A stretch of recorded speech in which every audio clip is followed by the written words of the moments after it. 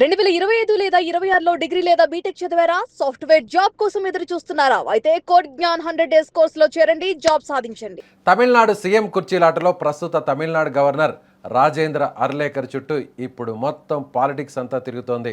దీంతో రాజేంద్ర అర్లేకర్ వ్యక్తిగత జీవితం గురించి తెలుసుకునేందుకు చాలామంది ప్రయత్నిస్తున్నారు.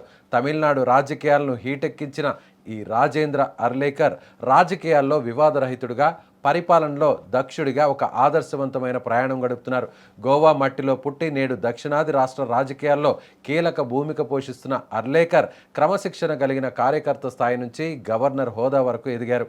1954 ఏప్రిల్ 23న గోవాలోని పనాజీలో జన్మించిన ఆయన విద్యార్థి దశ నుంచే సామాజిక అంశాల పట్ల ఆకర్షితులయ్యారు.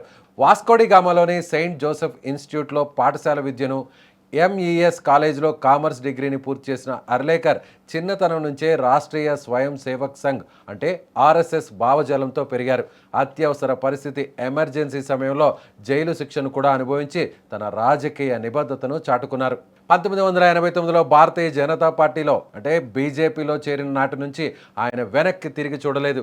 గోవా బీజేపీ రాష్ట్ర అధ్యక్షుడిగా పార్టీని బలోపేతం చేయడంలో కీలక పాత్ర పోషించిన ఆయన 2002లో తొలిసారిగా గోవా అసెంబ్లీకి ఎన్నికయ్యారు. ఆ తర్వాత 2012లో రెండవసారి విజయం సాధించి అసెంబ్లీ స్పీకర్గా బాధ్యతలు చేపట్టారు. స్పీకర్గా ఆయన తీసుకున్న నిర్ణయాలు దేశవ్యాప్తంగా చర్చనీయాంశమయ్యాయి. ముఖ్యంగా గోవా అసెంబ్లీని దేశంలోనే మొట్టమొదటి పేపర్లెస్ అసెంబ్లీగా మార్చిన ఘనత ఈయనదే. సాంకేతికతను పాలనలో ప్రవేశపెట్టడంలో ఆయన చూపిన చొరవ అభినందనీయం. అనంతరం గోవా ప్రభుత్వంలో అటవీ మరియు పర్యావరణ శాఖ మంత్రిగా పనిచేస్తూ పర్యావరణ పరిరక్షణలో తనదైన ముద్ర వేసుకున్నారు పర్లేకర్.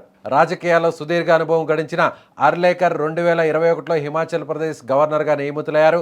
అక్కడ తన విధులను సమర్థవంతంగా నిర్వహించి ఆపై 2023లో బీహార్ గవర్నర్గా బాధ్యతలు స్వీకరించారు. బీహార్ వంటి రాజకీయ సంక్లిష్టతలు ఉన్న రాష్ట్రంలో కూడా రాజ్యాంగబద్ధంగా వ్యవహరిస్తూ అందరి ప్రశంసలను అందుకున్నారు. ఆపై 2025 జనవరిలో కేరళ గవర్నర్గా నియమితులైన ఆయన ప్రస్తుతం తమిళనాడు గవర్నర్గా అదనపు బాధ్యతలు నిర్వహిస్తున్నారు. దళిత సామాజిక వర్గానికి చెందిన వ్యక్తిగా అట్టడుగు వర్గాల అభ్యున్నతి కోసం ఆయన నిరంతరం కృషి చేస్తూనే ఉన్నారు. వ్యక్తిగత జీవితంలో ఆయనకు భార్య అనగా మరియు 2 పిల్లలు ఉన్నారు. నిరాడంబరత, నిష్పక్షపాత వైఖరి అర్లేకర్ను ఇతర నాయకుల కంటే భిన్నంగా నిలబడతాయి. ప్రస్తుతం తమిళనాడులో నెలకొన్న రాజకీయ పరిస్థితుల నేపథ్యంలో రాజ్యాంగ రక్షకుడిగా ఆయన తీసుకునే ప్రతి నిర్ణయం ఇప్పుడు అత్యంత ప్రాధాన్యతను సంతరించుకుంటుంది.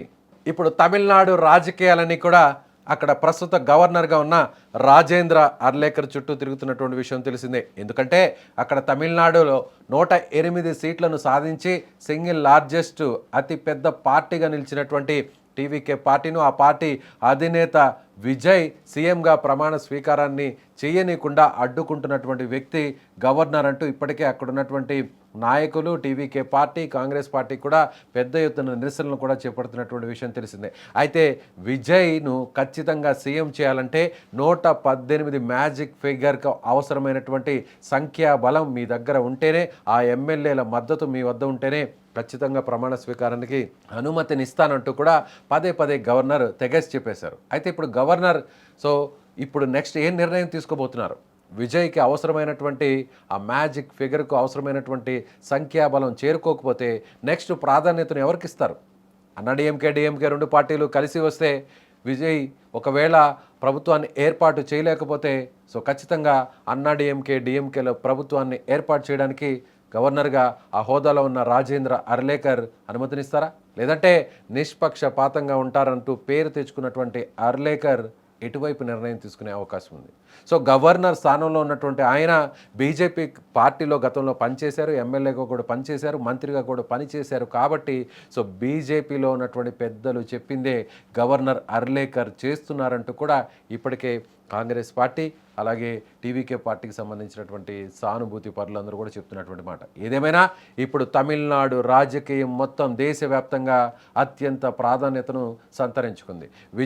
హీరో విజయ్ ఇప్పుడు ప్రస్తుతం టీవీకే పార్టీ అధినేత అలాగే ఎమ్మెల్యేగా ఉన్న విజయ్ సీఎం అవుతారా? సీఎం అవడానికి గవర్నర్ పర్లేకర్ ఎంతవరకు అవకాశాలను ఆయన ఇస్తారు? లేదంటే విజయ్ సీఎం కాకపోతే ఎవరిని సీఎం చేయడానికి ఆయన నిర్ణయం తీసుకునే పరిస్థితి ఉంది? మీరేమనుకుంటున్నారు?